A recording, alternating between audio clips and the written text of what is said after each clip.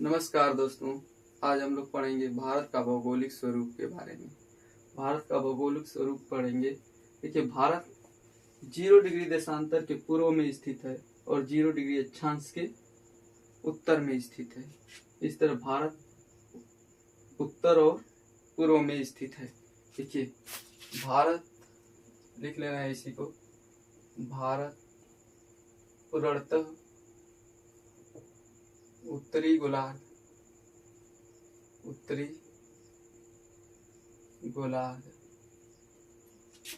में तथा पूर्णतः पूर्वी गोलार्ध में स्थित है। देखिए, भारत दक्षिण एशिया में स्थित है। दक्षिण एशिया में स्थित है।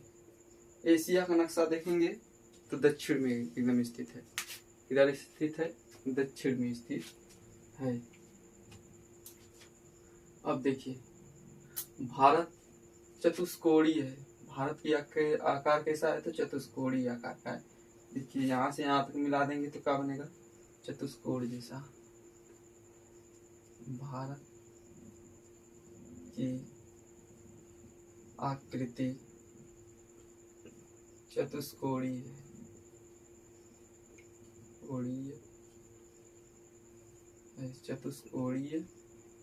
है। भारत की आकृति कैसी है? तो चतुष्कोणीय है। भारत की आकृति कैसी है? तो चतुष्कोणीय। अब इसके अक्षांश और देशांतर की बात कर लेते हैं। देखिए, ये अक्षांश है 8 डिग्री 4 मिनट। उत्तर में है तो उत्तरी अक्षांश बोलेंगे। उत्तर में है तो देखिए उत्तरी अक्षांश कहेंगे। और ये देखिए 37 डिग्री 6 मिनट उत्तरी अक्षांश कहेंगे। Bharat 8 degree 4 minute. Bharat 8 degree 4 minute उत्तरी अक्षांश से 37 डिग्री 6 मिनट उत्तरी अक्षांश में अवस्थित है। ये हम मुख्य भूमि की बात कर रहे हैं। मुख्य भूमि। यदि यही अंडमान निकोबार को भी ले लिया जाए तो ये कहाँ तक है? 6 डिग्री 45 मिनट उत्तरी अक्षांश तक है। भारत का दक्षिणी बिंदु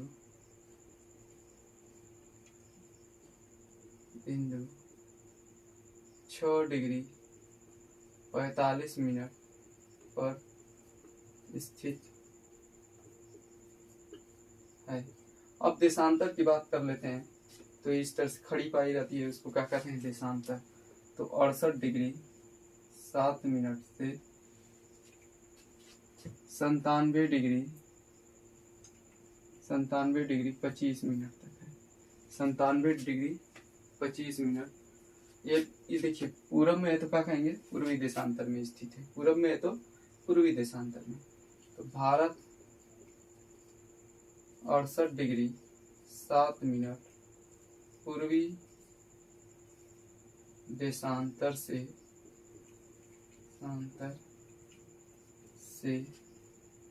97 डिग्री 25 मिनट पूर्वी देशांतर तक फैला हुआ है। ठीक, पूर्वी देशांतर तक फैला हुआ है। अब भारत की लंबाई की बात कर लेते हैं। भारत का विस्तार, भारत की लंबाई, भारत की लंबाई देखिए, उत्तर पूर्व में लंबाई, उत्तर दक्षिण में लंबाई और पूरब पश्चिम की लंबाई देखेंगे।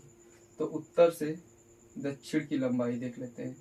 उत्तर से दक्षिण की लंबाई, उत्तर दक्षिण लंबाई कितनी है, इसको देख लिया जाए। तो यहाँ से उत्तर से दक्षिण की लंबाई है,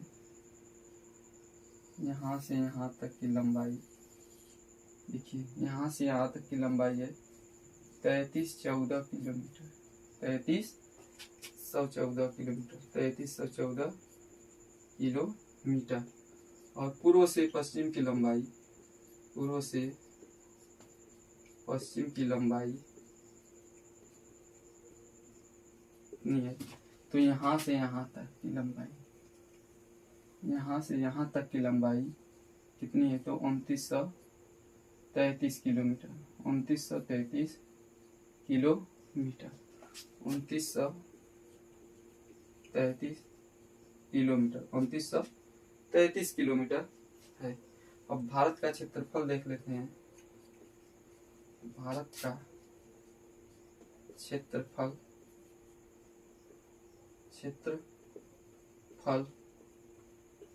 32,87,263 वर्ग किलोमीटर है। कितना है, तो वर्ग किलोमीटर है। भारत विश्व के क्षेत्रफल का, भारत विश्व के क्षेत्रफल का 2.43% है। और भारत क्षेत्रफल में कितने स्थान पर आता है, तो 7वां स्थान पे आता है। भारत क्षेत्रफल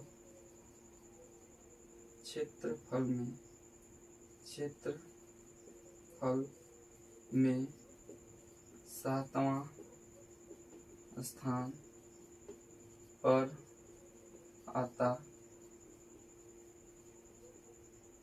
है। देखिए, पहला पर आता है रूस, दूसरा पर चीन, कनाडा, दूसरा पर कनाडा, तीसरा पर यूएसए, चौथा पर चीन, पांचवा पर ब्राजील, छठवां पर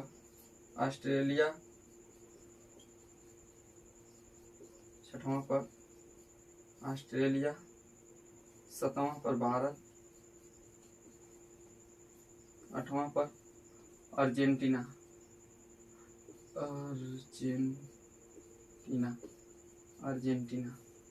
नौवां पर कजाकिस्तान,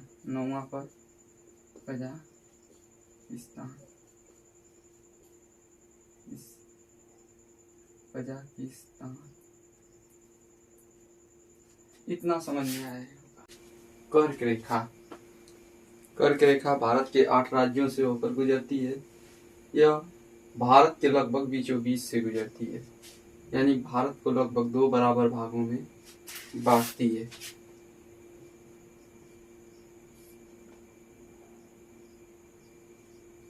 कर्क रेखा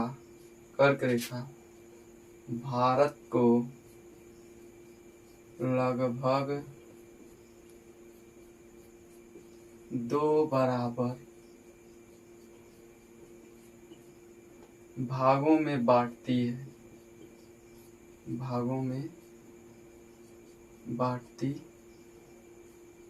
है, ये देखिए कर्क रेखा है। कर्क रेखा लगभग भारत को 2 बराबर भागों में बांट रही है।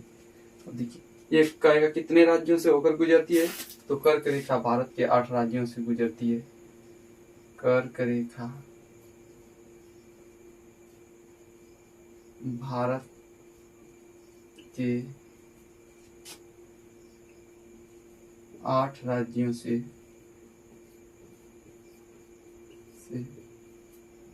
होकर गुजरती है।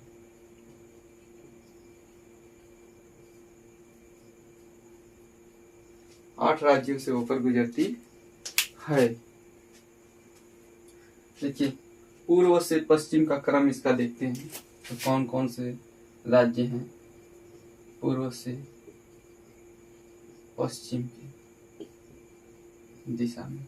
देखिए, पूर्व से पश्चिम आते हैं तो सबसे पहले पूर्व में आता है मिजोरम, मिजोरम के बाद त्रिपुरा, त्रिपुरा के बाद पश्चिम बंगाल, झारखंड, छत्तीसगढ़, मध्य प्रदेश, राजस्थान और गुजरात आता है। ये 8 राज्यों से होकर गुजरती है। 1 2 3 4 5 6 7 8 राज्यों से होकर गुजरती है।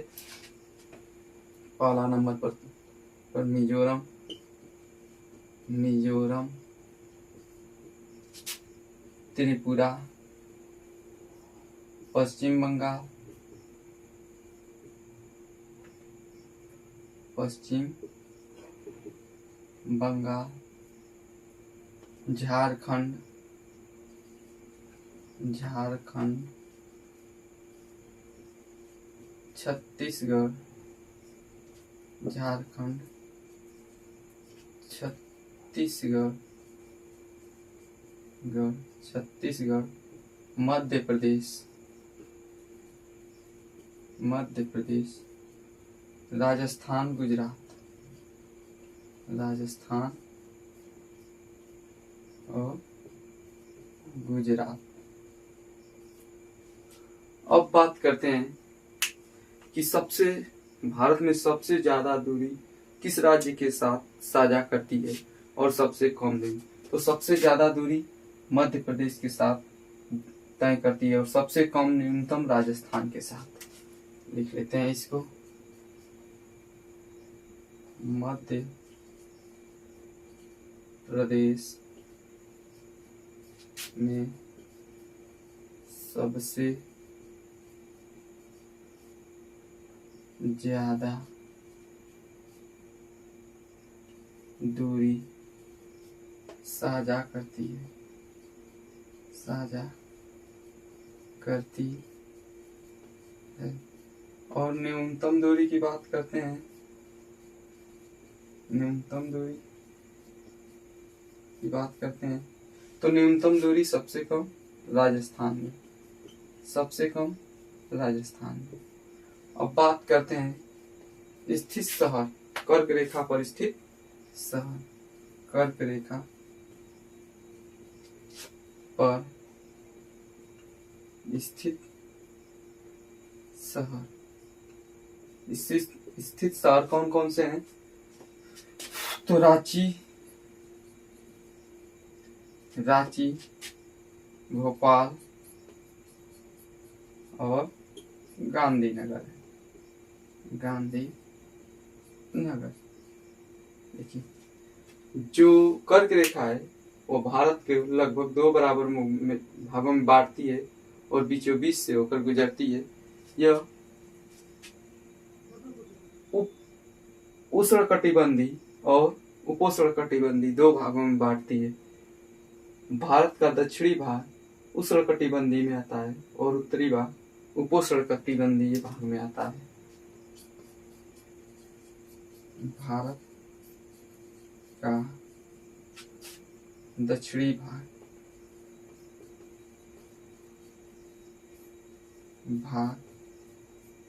उष्णकटिबंधीय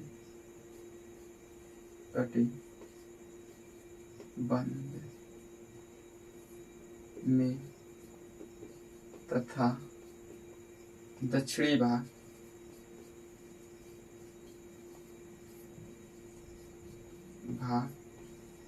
उपोष्ण कटिबंध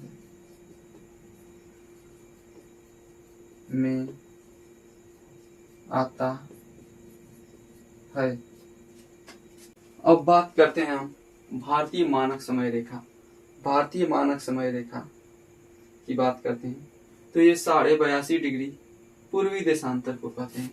82.5 डिग्री पूर्वी देशांतर को कहते हैं। इसी तरह से आएगा 82.5 डिग्री पूर्वी देशांतर को कहते हैं। यहाँ से खड़ा खड़ा आएगा, ठीक। तो 82.5 डिग्री पूर्वी देशांतर को कहते हैं। 82.5 डिग्री पूर्वी देशांतर रेखा को कहा जाता है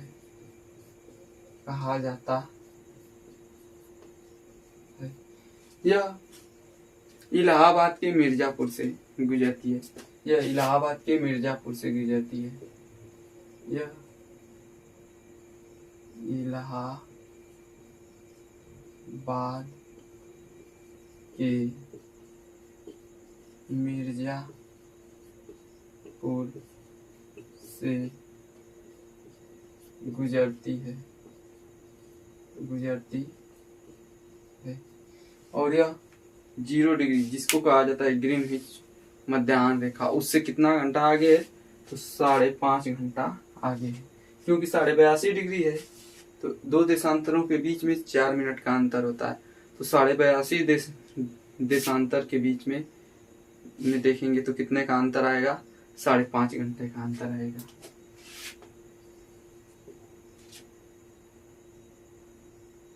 यह ग्रीनविच मध्य रेखा से 5.5 घंटा आगे है। 5.5 घंटा आगे है। यह कितना घंटा आगे है? तो 5.5 घंटा आगे।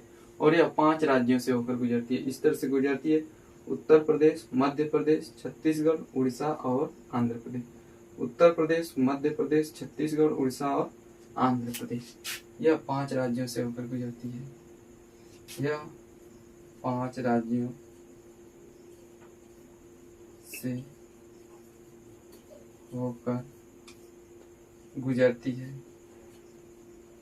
यह 5 राज्यों से होकर गुजरती है। पहला आ जाएगा उत्तर प्रदेश, दूसरा का मध्य प्रदेश, तीसरा का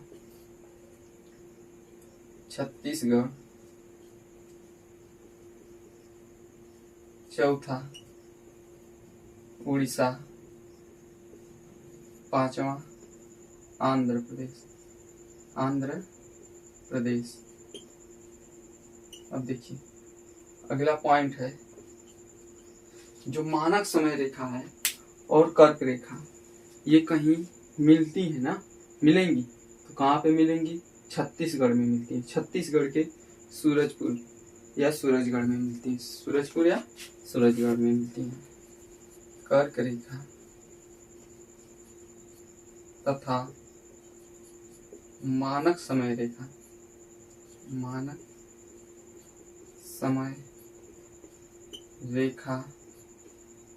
छत्तीसगढ़